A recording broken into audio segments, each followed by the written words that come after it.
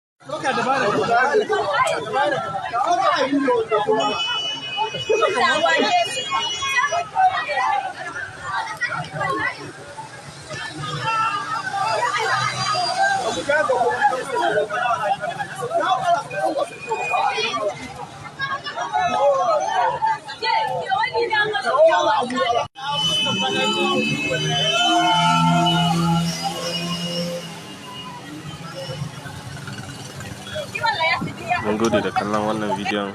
Kar ku manta ku danna like sannan ku subscribe domin samun sababbin bidiyoyinmu da shirye-shiryenmu, wato da zamu dinga kawo muku a wannan YouTube channel namu. Wani bidiyo da ya shafi arewa. Mun gode.